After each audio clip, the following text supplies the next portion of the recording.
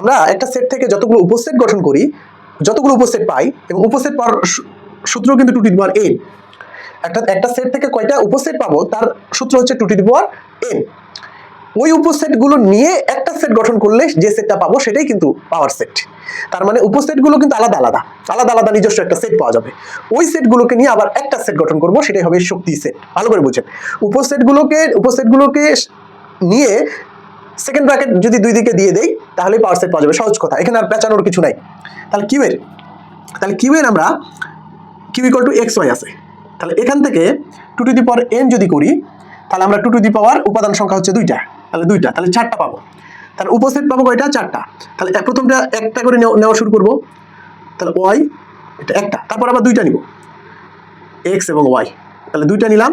আর এই যে ফাঁকা সেট হচ্ছে যে কোনো সেটের উপসেট। এই ফাঁকা সেটে কেউ ভুল করে এইভাবে দিবেন না, মানে ফাঁকা সেটে ভুল করে এই চিহ্ন দেওয়া যাবে না। আমরা এই চিহ্নগুলো দিচ্ছি, অনেকে আবার ভুল করে ফাঁকা সেটে এই চিহ্ন দিবেন না, এটা কিন্তু দেওয়া যাবে না। হয় এইটা দিব, না হয় এটা দিব। বেসিক ক্লাসে আমি বারবার বলেছি ফাঁকা সেট নিয়ে।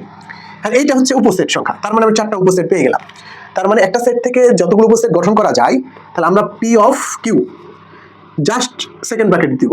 দেখেন, উপসেটগুলো তৈরি করে আমরা দুই পাশে সেকেন্ড ব্র্যাকেট দিয়ে দিলেই একটা সেট তৈরি হয়ে গেল। মানে এগুলো ছিল ইন্ডিভিজুয়াল সেট, এগুলো নিয়ে একটা সেট গঠন করলাম, এটা একটা সেট, অর্থাৎ পি অফ কিউ, অর্থাৎ এটার হচ্ছে উপসেট। অনুরূপভাবে আরটা দেখি।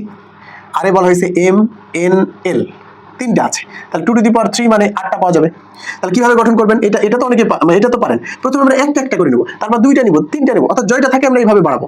তাহলে এম নিলাম একটা, এন নিলাম, এল নিলাম, তাহলে একটা করে হয়ে গেল। এবার 2টা করে নিব, এম এন মানে প্রথমটার সাথে এইটা, এবার এম এর সাথে এল, তারপরে এন এর সাথে এল। আবার কেউ এল এন বলবেন না, একই জিনিস। এন এল আর এল এন এখানে একই জিনিস, 1 2 3 4 5 6, 2টা হলে আবার 3টা, এম এন এল, একটাই পাওয়া যাবে 3টা, আর একটা হচ্ছে ফাঁকা সেট। তাহলে এটা পেলাম কি?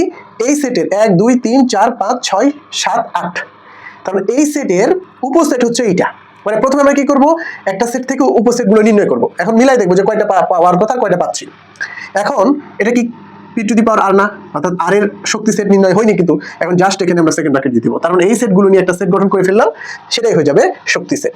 সহজ কথা হচ্ছে, উপসেট, একটা সেট থেকে যতগুলো উপসেট গঠন হয়, ওই উপসেটগুলো নিয়ে যে একটা সেট গঠন করি সেটাই হচ্ছে শক্তি সেট। এই জন্য শক্তি সেটের উপাদান সংখ্যা উপসেটের উপাদান সংখ্যার সমান, কারণ উপসেটগুলো নিয়েই তো আমি ওই সেট গঠন করছি। তাহলে উপসেটের যত সদস্য, মানে জয়টা উপসেট পাবো, ওই শক্তি সেটের উপাদান সংখ্যাও ততটা পাবো।